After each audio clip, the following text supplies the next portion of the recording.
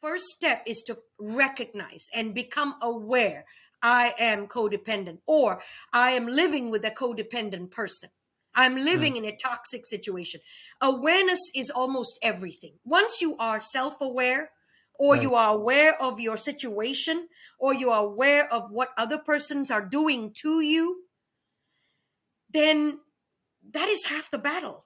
Right. Once you Yeah. become aware of your situation, then the next step is, how do I get out? What steps do I take? And the steps doesn't have to be necessarily cut and run. No. Many times in a relationship, I'm saying, no, if it can be repaired from within, then stay and repair it. Don't cut and run. The cut and run is not the answer for every problem, whether it is marital or not marital relationships.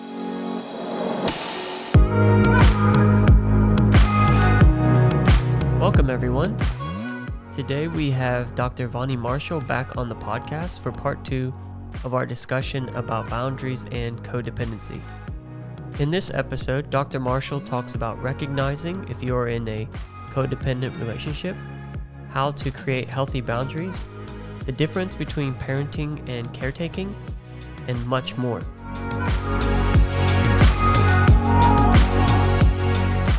Well, it's great to have you back on for part 2 of this discussion on boundaries and codependency. We spent a lot of time on the last episode explaining, what boundaries are and codependent relationships and so on. And today is going to be a little bit more practical. So I'll let you go ahead and start off. Thank you again, Dr. Marshall, for coming on the podcast.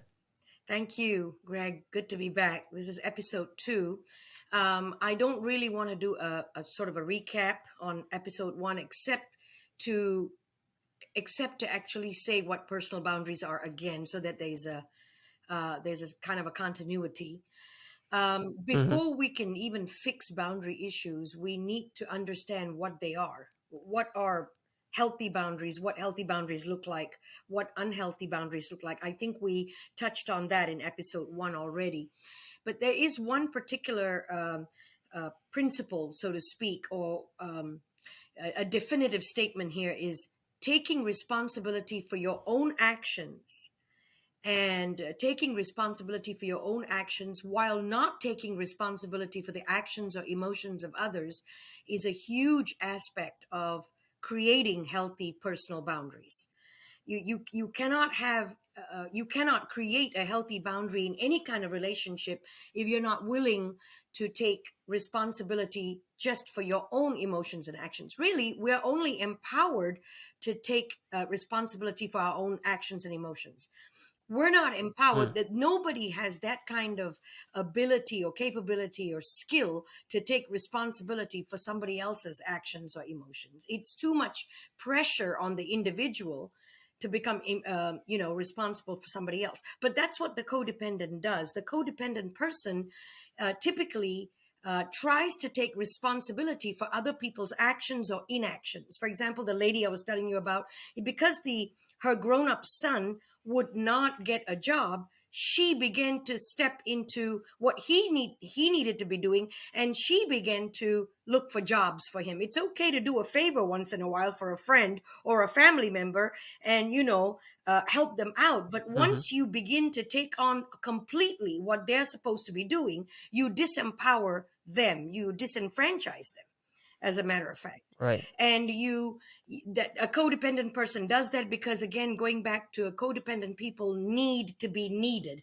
So they will try to fill every void, and not just void, even when there's no void, they will try to make themselves indispensable in your life. And one way of making yourself indispensable in someone else's life is to become responsible for what you are supposed to be responsible for.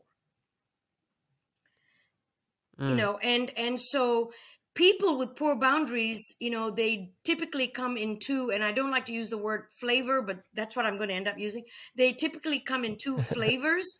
And one is those who take too much responsibility for someone else, or the other flavor is those who expect others to take too much responsibility for them. That means if I expect, Okay. Greg, if I expect you to take too much responsibility for my own emotions and actions, that means I have poor, unhealthy boundaries. If I'm taking too much responsibility for you, I have unhealthy boundaries. So, interestingly, these two types of people often end up in relationships together. So that means Mm-hmm. one partner would be overly responsible for the other person, and the other person will be not responsible at all. And they feed off each other. The irresponsible one will feed off the responsible one by needing them more and more and more, and saying words like, well, I'm totally dependent on you, I cannot live without. Excuse me, I know that might sound um, that might sound romantic in some very dramatic movie, but I cannot live without you is actually a contradiction in terms. You can live without people. And but then a lot Mm-hmm. of people say that because they want you to remain with. I cannot live without you. What would I do if you left me? What would I do if you were not around? Now, of course, sometimes you can say those words Mm. in an affectionate or even a half humorous way, or intent, but not in a serious way. I mean, for example, people would say, well, you cannot go out with your friends without me. You know how jealous I get. You have to stay home with me, because if you go out with your friends and you have a good time, I'm not. You know how envious I get about that. So you need to stay with. That is a person that is now making, they are they are making you responsible for their emotions of loneliness and jealousy. You're Yeah. responsible. If I'm jealous, you're Mm-hmm. responsible. So the only way to fix this is that you don't go out and have a social life of your own. Make me your social life. Mm. So a lot of relationship are destroyed this way, because there's so much control. The person who is totally irresponsible can become they become overly controlling towards the person that is very responsible. Now the person that is overly responsible for the irresponsible, I don't know, couch potato, if you like, the emotional needy person, the emotional child. It is really an emotional child. They behave like children. If I don't get Mm-hmm. my way, I'm gonna stomp the ground, pull my hair, I'm gonna act out, which is a defense mechanism. But the thing is, the overly responsible person is just the same, meaning that they have equally poor boundaries. But in this kind of codependent dependent relationship, the irresponsible person, the needy person, is the dependent person, and the person that is overly responsible, the person that is trying to fill the void, the other person's needs, even though they really cannot. Realistically, nobody can fill everybody's needs all the time. Mm-hmm. I could fill some of the needs sometimes, but not all the time. And so the overly responsible person is the codependent. So one person is the dependent, the other person is the codependent. Okay, so Okay. if an overly responsible person that needs to be needed, you will hear them say things like, sorry guys, I cannot go out with y'all tonight, I cannot hang out tonight, my wife gets really angry when I go out without her, or my girlfriend gets really mad if I go out without her, so I'm just going to skip tonight and just stay home and just keep the peace. There's something wrong in that relationship. There's a toxicity that is beginning to set in, because the person that is cutting off their social life has now become a caregiver of the person that is playing the victim, so to speak. The Yeah. person that is overly needy. We have to watch out for overly needy people. Now, as Christians, we sometimes are, and I don't like saying tricked into, because I've gotten into trouble in the past for saying this word, but sometimes we are pressured into thinking that as Christians, we need to take care of other people. We need to take care. Now, the truth is, there is some care that we need to put out. There is some care. Mm-hmm. Jesus, in his ministry, on this earth, in that 33 and a half years, he cared for people, but he Right. never made someone not take responsibility. Remember the that's true. woman that was caught in the act of adultery, he cared for her enough to say, I'm not going to condemn you. I'm not going to make Mm-hmm. you I mean, you already feel bad as it is. You almost died because they were going to stone you. I'm not going to condemn you, but he made her responsible by saying, don't sin again. Now go and sin Yep. no more. He didn't cover for her by lying to the people with the stones. Jesus didn't cover Mm-hmm. for her by telling them, now you guys got the wrong girl, okay? She's not the one. The one that you caught has already left town. She's not the one. She's a good girl. And codependent people will cover for other people. They will cover for Mm. other people's sin. They'll say, no, no, Yeah. no. You've got my son is not like that. My son doesn't smoke or whatever, or doesn't snort, or doesn't, he's not an addict. I mean, he's got some emotional issues, and he might drink once in a while, but he's not, he's not a bad person. So you don't have to tell me that he Mm-hmm. needs help. You need to stop judging my son. Now, that Wow. is I mean, and the reason you're saying wow is because we've seen that in Yeah, so many for sure. relationships, in so many parent-child relationships, when the parents cover for their children. Don't cover for Mm. your kids, parents. You don't have to throw them to the wolves. I'm not saying that, but get them help. Get them help as soon as possible. If you cover for your children, it means you don't have boundaries. You don't have the parents don't have healthy boundaries. Yeah, and you're taking on responsibility that doesn't belong to And you. exactly, You're you're taking on taking the on yeah. responsibility. You are covering for them. You are not exposing the sin, so to speak. Mm-hmm. Nobody needs you. Right. Nobody's telling the parent to go and put it in the newspaper, or get onto a radio interview and talk about your children. It's a private matter, but you can privately and respectfully get him or her help. Right. You don't have to cover for them because somehow you're trying to maintain a friendship with them and a relationship with them. By the way, parents, God didn't call parents to become your children's best friend. God called you to be their parents first. Mm-hmm. And while if you fulfill your parental role in the life of your child, then you will automatically become their good friend eventually. They might be Mm. mad at you at first for fulfilling a parental role biblically, but eventually they will see the value of the role that you have fulfilled, and they will want friendship with you. They will trust you. They will look at you as a safe person that is not afraid to call it out, to call things out.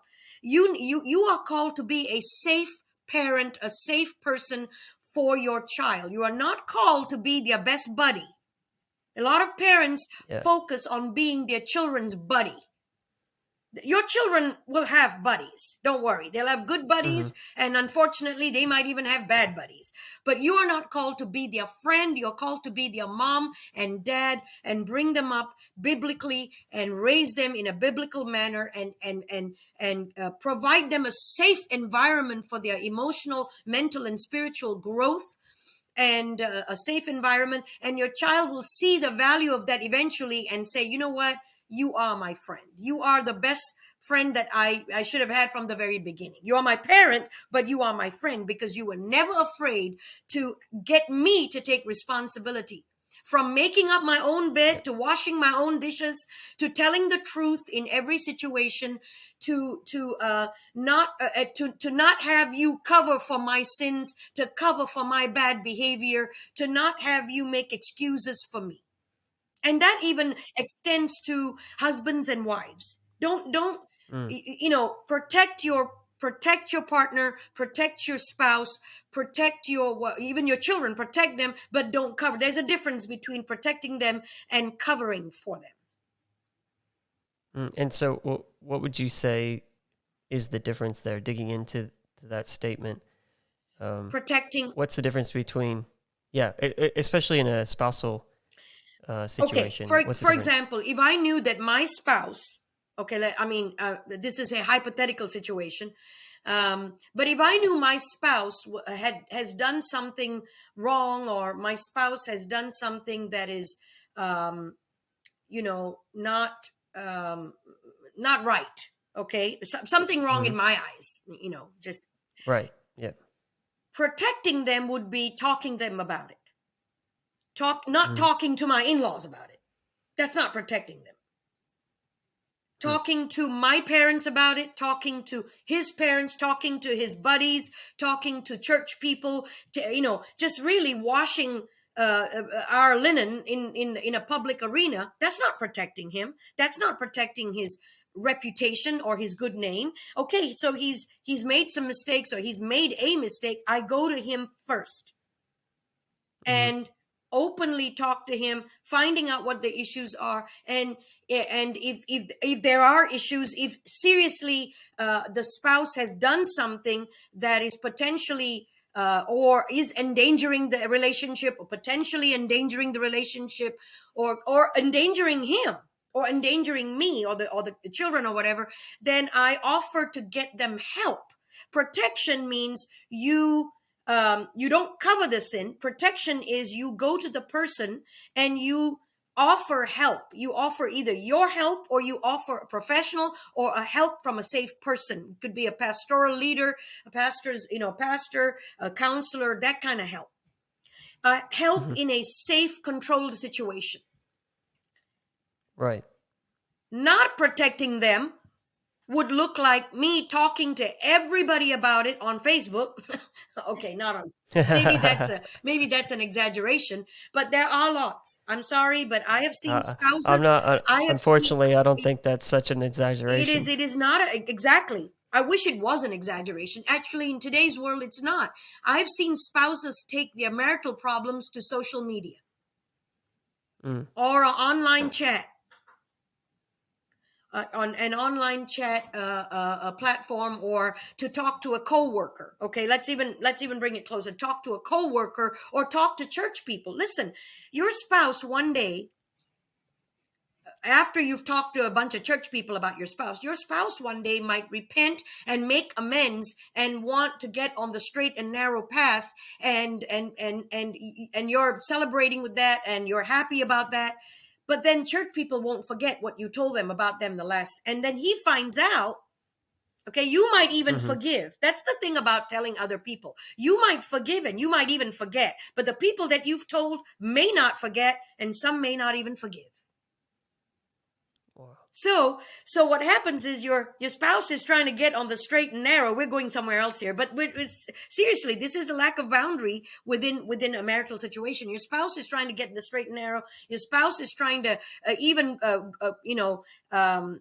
be used in ministry, but then you have just blurted some things out a year ago about your spouse to church people that cannot forget what he did a year ago, when he's already made amends. But your church people are like, well, wait a minute, wasn't that the guy that did that? In fact, his own wife told me. So then he finds out that you went and blurted it to a bunch of people. And so now he cannot serve in that particular congregation because you've caused a stink. There is nowhere in the Bible that records that Jesus talked about that adulterous woman to someone else after that event, that he repeated it. Yeah. The Gospels,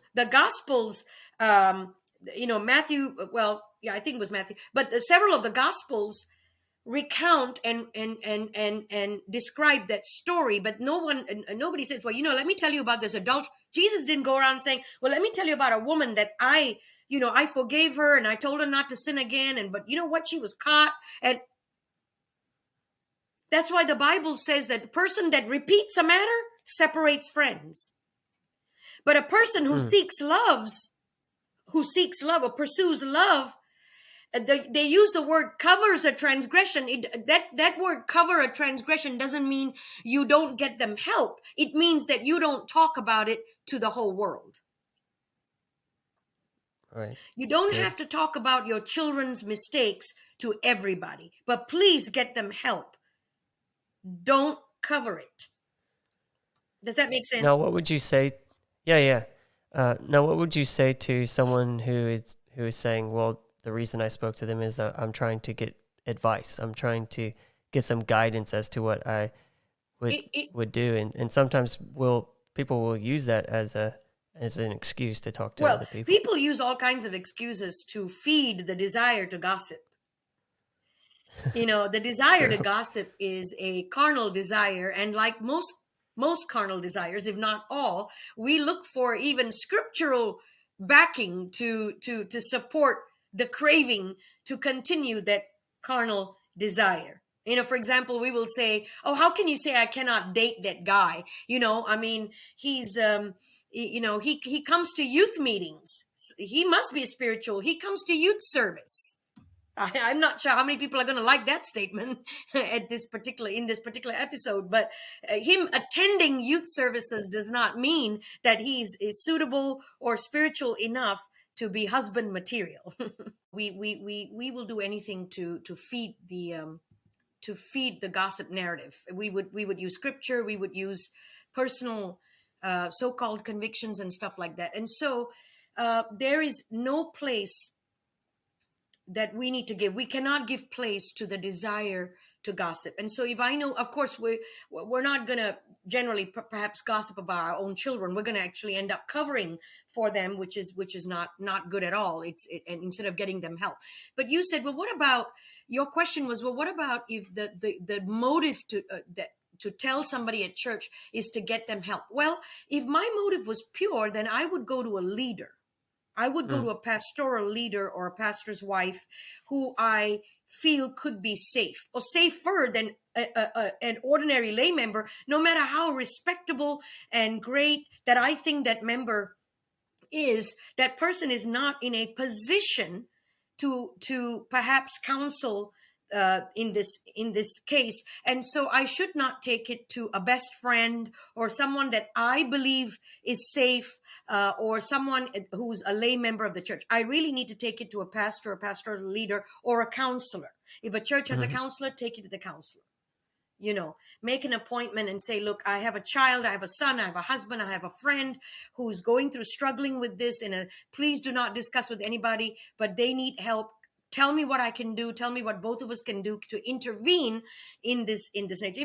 If my purpose was pure, if my motive and agenda is pure, I would find pure, safe methods of getting help to my loved one, getting them Right. help.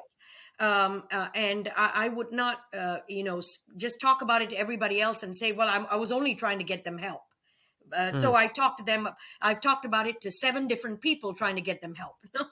No, I think that actions speak louder than words. So, I don't buy that. So, yeah, I Right. mean, So and if that can someone cause a lot of problems. Go ahead. Yeah.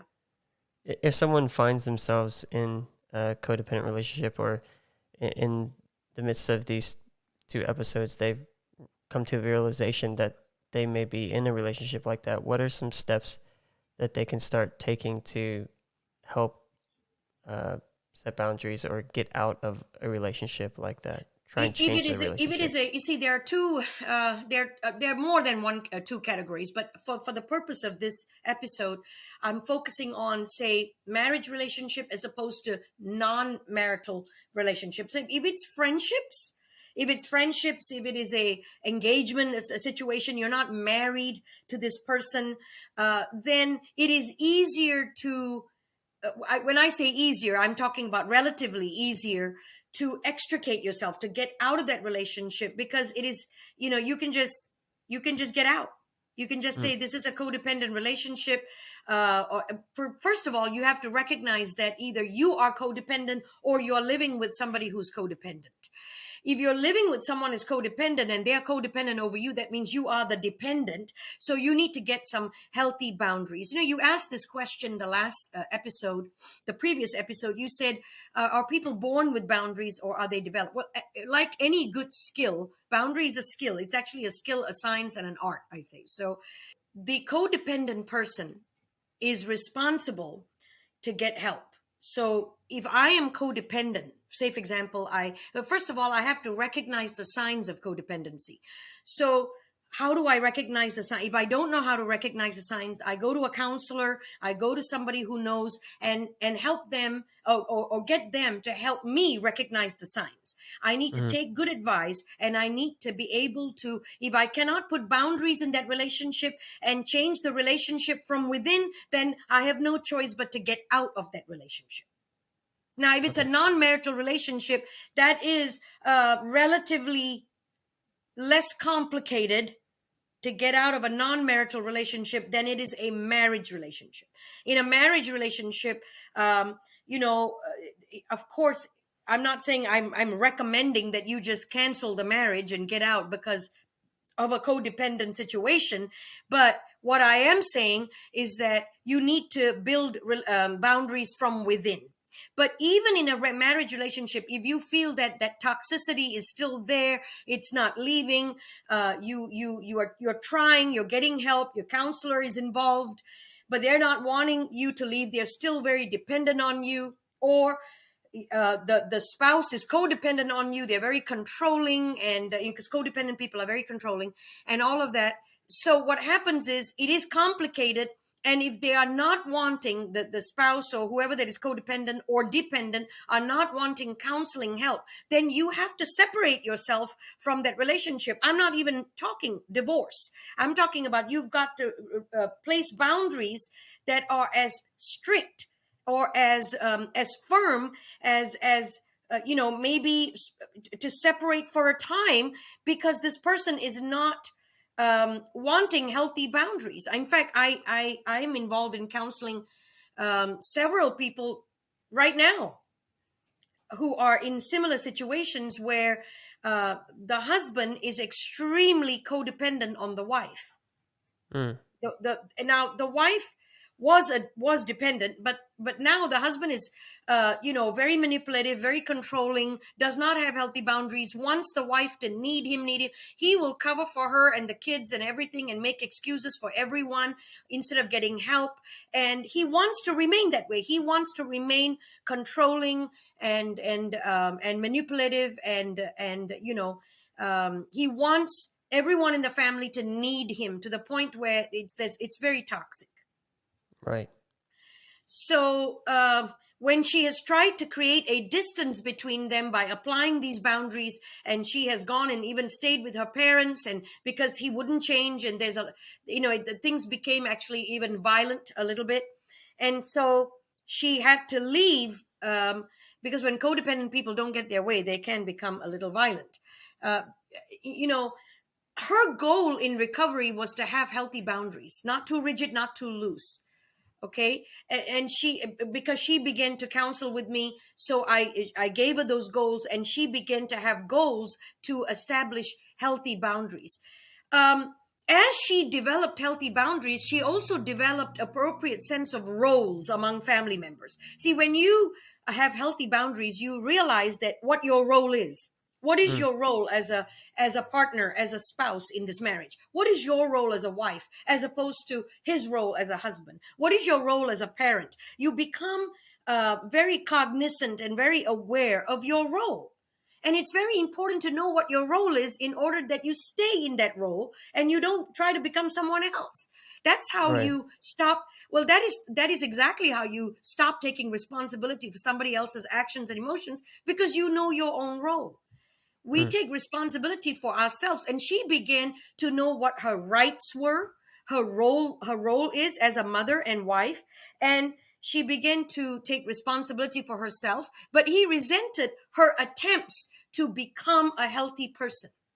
He Mm. didn't want her to become healthy because he was afraid that she would stop needing him. She Needing would him. Yeah. stop needing him. She never stopped wanting him, but yes, she stopped needing him to take on her responsibilities and become, um, extremely abusive. And she wanted him to stop being abusive Mm. emotionally, mentally, physically. And she realized that she was in a abusive relationship. What does she do? She's married, she has 2 children. What does she do? Does she walk away and file for divorce? She didn't want to do that, and I didn't counsel her to do that. But then I told her that until he realizes that he needs help, he needs mental, emotional, and spiritual help to become a healthy person. She needs to lay some very, very strong boundaries, healthy boundaries. And part of that was to separate herself. She decided that she needed to separate herself from the ugliness, the abuse, and the violence. I would always tell a victim of verbal abuse and physical and emotional abuse to separate themselves for a time from the abuser. Now, why was he abusive? Because he wasn't getting his way. He wanted to control, and he couldn't control. He couldn't get her to be what he wanted her to be, a needy, weak person that relied on him for everything. Melodie Beattie, Melodie, first name Beattie, second last name Bettie. It's a kind of a different kind of spelling. Melodie Beattie wrote a book called Codependent No More. Codependent No More. It comes with a workbook as well, and you can get the textbook and the workbook, and actually, if I actually recommend churches to have group meetings with this book. Let everyone get a workbook, and the group leader can have the textbook, or everyone can get both.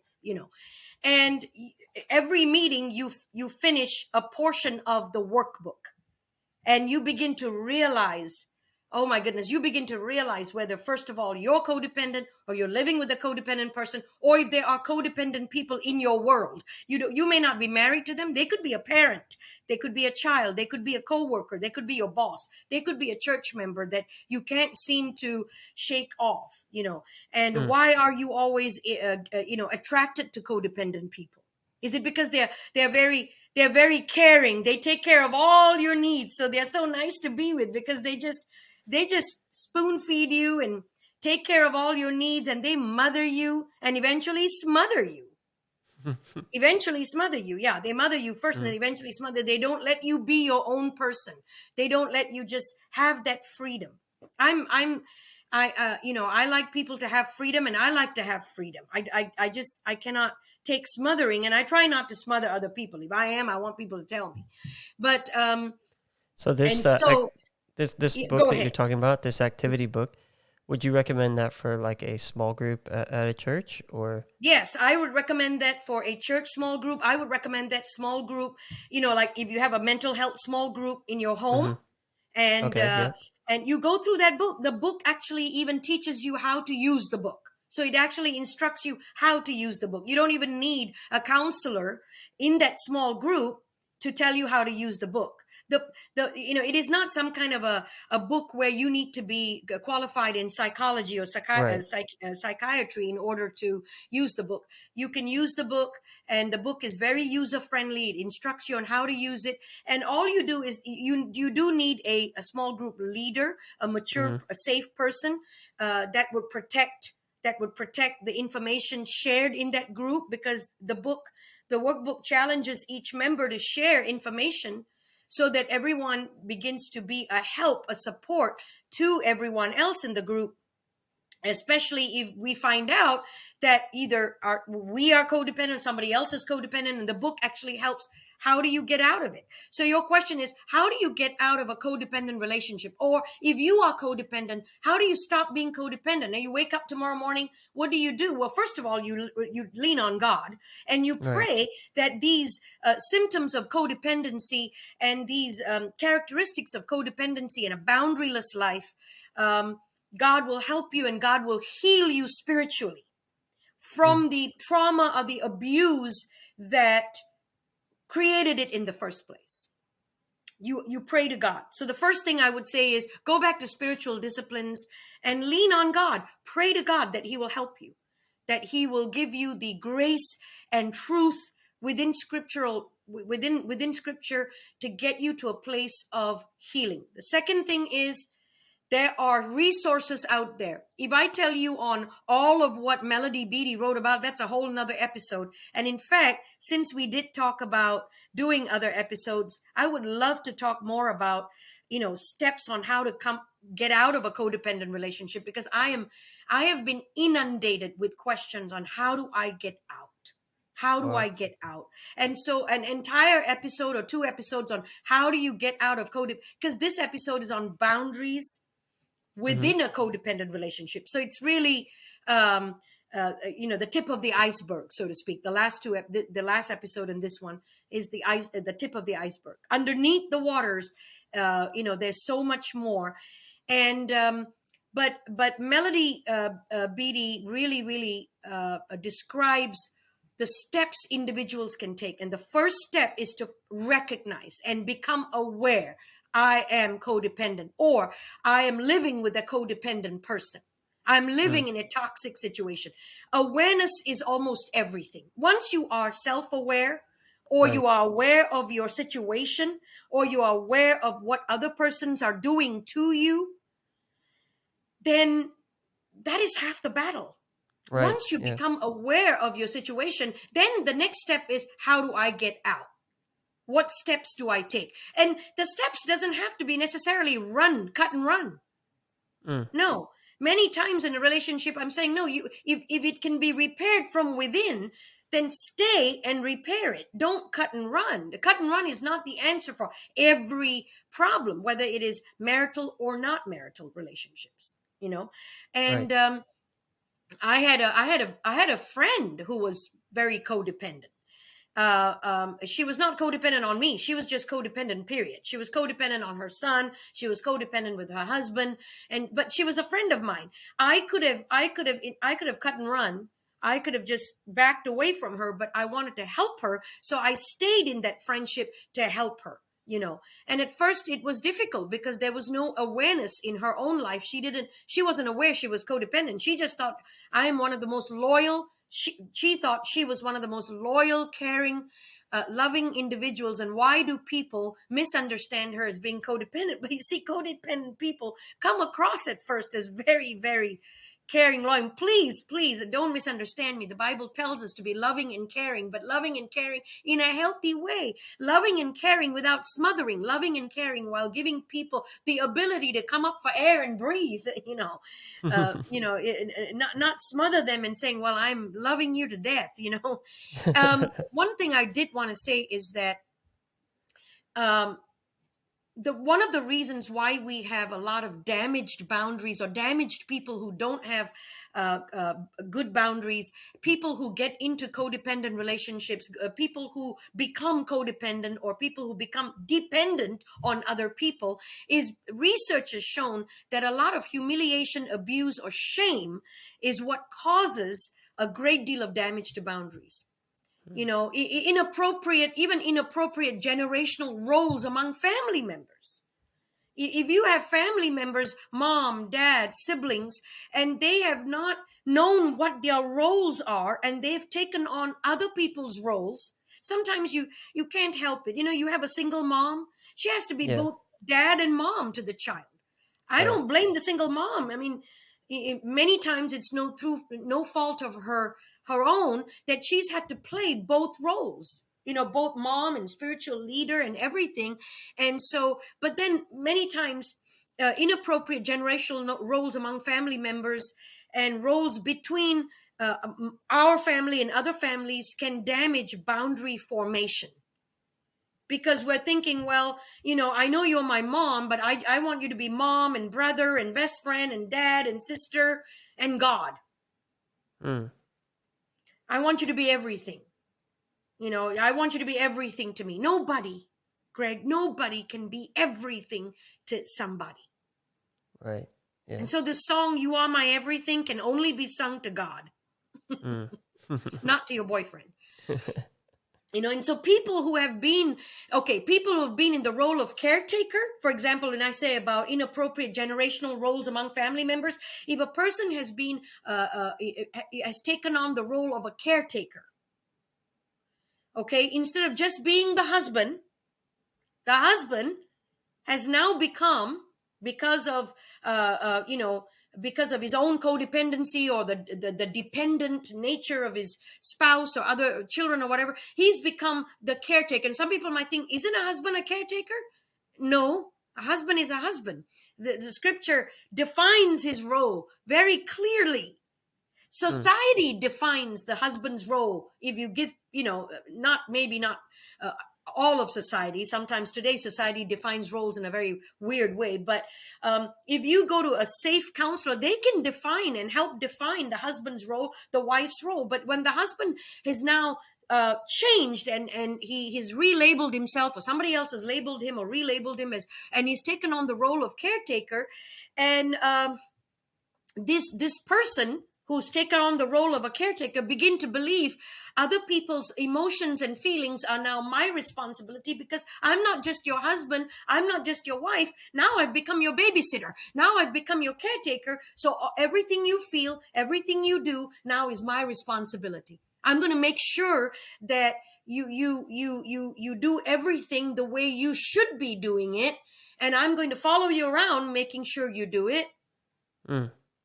If I think that you need to have a job because you're out of college, then I'm going to make sure that that you go to every interview, and I'm going to stay up late at night and worry about tomorrow's interview for you and make sure that you pick out the right suit. It's okay to be helpful once in a while, but my goodness, let an adult be an adult. They know how to pick out their own clothes and get there on time. You don't have to have sleepless nights wondering whether your child is going to get there on time. Then you are taking on their responsibility. You are now switching from the role of a parent to the role of caretaker, babysitter. Now, if your child is 5 years old, 10 years old, maybe you need to worry about what time they'll wake up, have breakfast, and go off and be ready for school. You can worry. But if they're 21 years old and you're still worried about they're not going to make it in time for an interview, or they're going to make it, then you're becoming codependent. Let them be. If they're going to be late, it'll be on their head. Yeah, and you can see how this can have a knock-on effect. It's like the scene that you're describing is that there may have been a codependent relationship in their past, and because of that, now they are replicating that in their own relationships. Not because they want to, but because of what they see.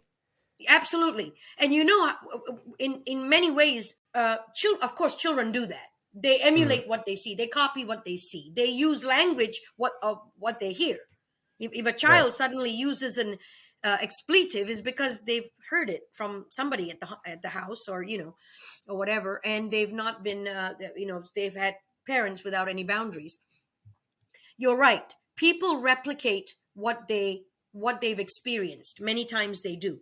So the codependent person here, the caretaker / husband here, which is very unhealthy, may have actually seen this in his own father, may have seen this actions played out by his own mom. Maybe his mom was extremely codependent on him, and so he's confused and thinking, oh, you know what, a husband does take on the role of caretaker. The husband has to worry about the wife.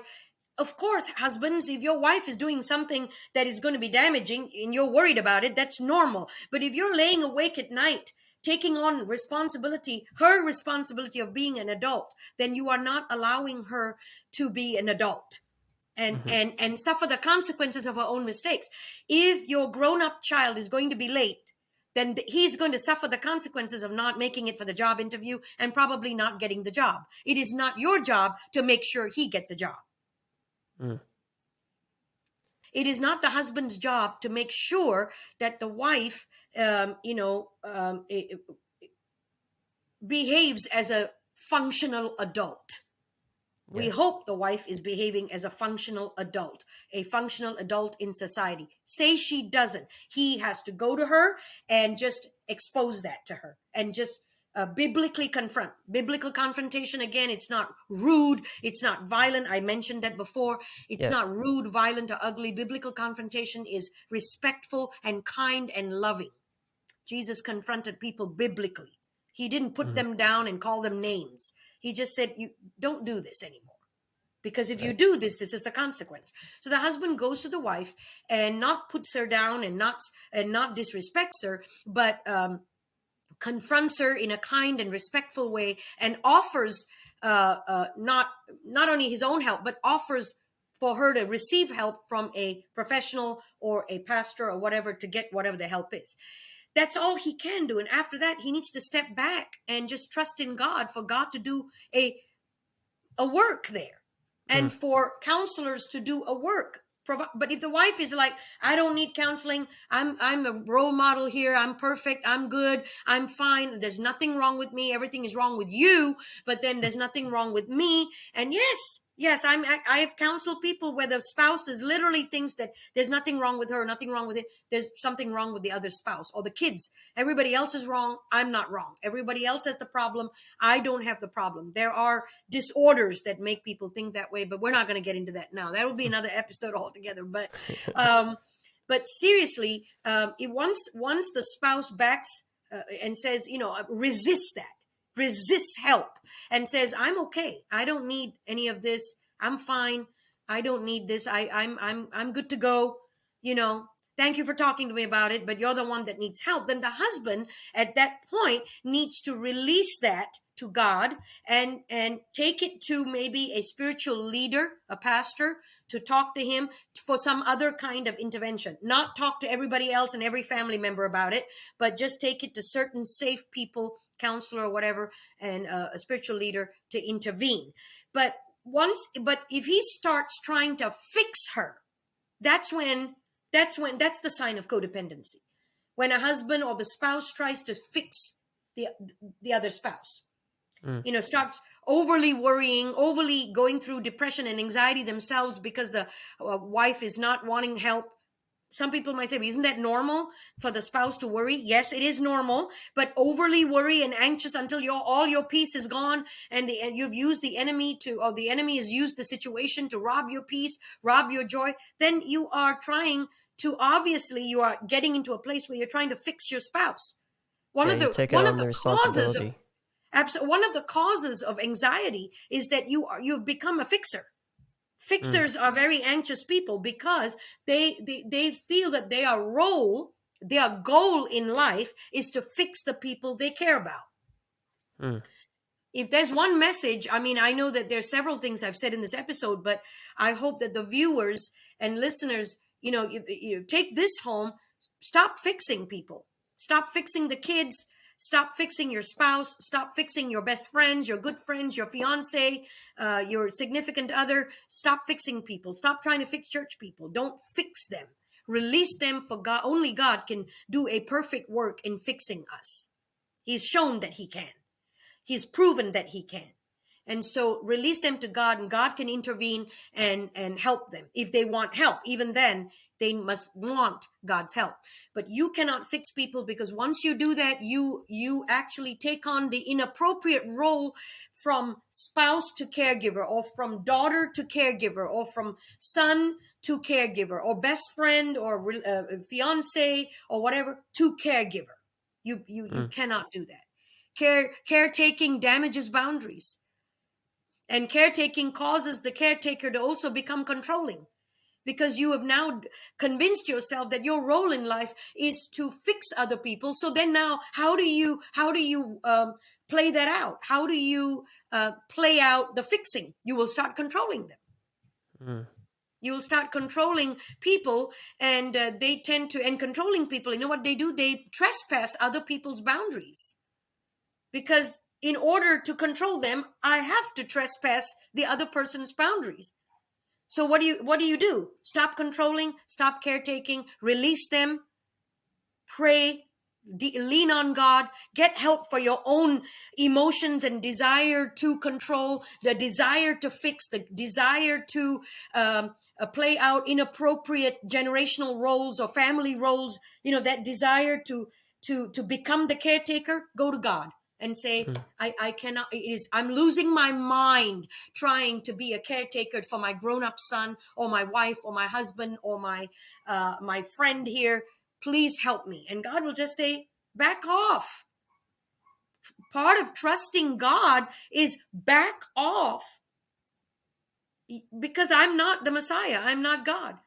It's been found that how we bond with others is determined by the nature of our bond with our primary caregivers. For example, if I've had a person in my life who was not just a mother or not just a father, look, a mother's role and father's role is already complicated and deep and emotional and strong as it is. They don't have to become caregivers to even make it more complicated and more emotional. Just be a mom. And of course, a mother can turn around and ask me, how can I be a mom without being a caregiver? Mhm. Yes, you Yeah. can. Yes, you can. You can define what a mom's role is. The mom's role is to raise the child in the way of God. The mom and dad's role, raise the child in the way of the Lord. Don't cover for the child. Don't protect the child's sin. Don't cover the child's mistakes. Don't go gossiping about it with everybody. Don't discuss it with everybody. You can discuss it with a safe person, a counselor, for them to get prayer or help. A spiritual leader, but I know I've repeated that many times. But don't go and wash all that dirty linen out in public. You can Hmm. protect your child that way, but don't overprotect by covering up your sin. Let a grown-up child be grown up. Don't treat a grown-up like an 8-year-old. So in that way, you are being a mother. Well, isn't that mother kind of harsh and mean? No, she cannot force feed you until you're 37. She's not being harsh and mean. If she wants you to get a job and get out there and be a functioning adult, she's being a good mother. But once she starts taking responsibility for your adulthood, she takes responsibility for your responsibilities, for your emotions, then she's no longer a healthy mom. She's now becoming a caretaker, a housekeeper, a job finder, an employment resource person, a maid, a grocery shopper. Now, if you're 5 or 8, that's fine. Not when you're an adult. Not even when you're 16. You can go shopping a little bit for the house. You can be responsible when you're a teenager. If she makes up your bed every time you wake up, your mother is slowly becoming a caretaker and your Yeah. housemaid. Yeah, that's one of the big issues, I think, with here I am getting on my soapbox, an old man soapbox, but I think that's one of the big issues is that parents don't give enough responsibility to their teenagers, and then that's that's delaying their adulthood. You got people who are 20, 21, 22 that can't even look after themselves, and that's because the responsibility wasn't given to them, or uh, as you've been relaying here, someone has been a caretaker in their life and hasn't readied them for the real world. When I use the term the millennial generation, sometimes I put myself out there to get into trouble because I know not a lot about, but I know several millennials that are very responsible in that generation that have learned responsibility the hard way, and they've become responsible. But I also know a lot of the generations, but it's unfair to just stick it to one or stick that label to one generation. I know baby Hmm. boomers that are irresponsible, but the generation of today, since you mentioned it, and of course what do they have, the other one, what the X Gen Z, generation, or the what is that, the XYZ, Gen Z, yeah, the Gen Generation Z, Z. Generation Apparently, Z, they're at XYZ, the end of the world. That's why there's ABC. Z or All right. something like that. Well, whatever the new generations, they prefer to stay at home and save money. So if they have a part-time job at McDonald's, they're not going to pay rent. They prefer to save that money because they just want that money saved. You know what the argument is? Why do I have to give rent? Why do I have to? Why do I have to pay rent? My mom and dad are doing that. My mom and dad are you know uh, providing the rental and the groceries and free coffee. Why do I have to help out? I'll just put away my income and my salary away for a rainy day and use it for my vacation to Spain. Even our primary caregivers, like our parents, foster parents, mom, dad, whoever raised us, we do have primary caregivers. I mean, parents are actually called primary caregivers. I'm talking about caregivers in a negative sense, those that without boundaries or codependent. But if our bonding with them has not been healthy, that could also affect our boundaries. And that could affect the way we treat our children. So that's why I'm talking about we need to examine the generational roles other people have played in our lives. Yeah. I know a single mom, and she's a lovely, lovely lady, very godly, good person, very hardworking. She's not afraid of hard work and everything, and she's had to raise her daughter as a single mom. She's because of the circumstance of her life, so she didn't have any help raising her child. And her child has had some health issues. But even though the child has had some health issues, and the child has made certain decisions, she's no longer a child. The child is now a grown-up adult, and has made certain decisions to, live apart or live away from the single mother. The single mother has not tried to take over the child's world. I mean, she's tried several ways to forge a healthy bond, forge a relationship. But when there's been resistance, if you want a relationship with me, you need to agree to the way I live. You need to agree with what I do. I mean, if I live a topsy-turvy, chaotic life, you just need to accept it. The single mom she doesn't want to accept that. The single mother is like, no, I mean, I love you and I want that bond, but you are not going to live like this in a chaotic way. So if this is the decisions you're making, I'm going to have to let you go. Not let you go as your mother. You can't do that. There's a biological bond there. And there's an emotional bond as well. But I'm going to let you make your decisions. I'm not going to sit at night and lose my mind over it. I'm sure that the single mother has worried a little bit and been concerned. I know she has, because I've seen how she has been concerned and worried about it and prayed about it. But she's not like taking over this young lady's life and on the phone with her 24/7, trying to be her caregiver. Now, the thing is, this single lady may not have had good bonding with her primary caregivers, but has learned boundaries is a skill. You learn it. She's learned to be a good mother and is refused to be a caretaker. And that is going to play out in a very healthy way to this daughter of hers who lives far away from her, but it's going to be good for the daughter, because the daughter is going to now believe, because she has seen what boundaries look like, what healthy boundaries look like, and what caretaking could have done. I mean, it would have destroyed the single mom's peace of mind if all she did was not only destroyed her peace of mind, destroyed any plans she had for her own future. For example, if she wanted to go somewhere else and, and start a new life, she won't be able to. She's got somebody she's babysitting. Somebody she's, force feeding. Yeah, exactly. But she's not. She's chosen to do the healthy thing. So I've seen that this can be done. I know we've talked a lot, and this is the second episode. So well, this has been so good and so thank you. Insightful. You brought a lot to the table, and there's a lot to think about. So I'd encourage the listeners to, if you didn't catch it the first time, listen back to it again and digest what Dr. Marshall has talked about here today, and follow those steps that she referred to when it comes to trying to break out of these relationships that are causing us distress and causing us to be unhealthy. Is there anything that you would like to leave us with as we finish up this episode? And thanks again for your time today, Dr. Marshall. Like I said, boundaries are a skill. It's an art. It's a science. You can call it what you like, but whatever it is, you're not born with it. You've got to develop it.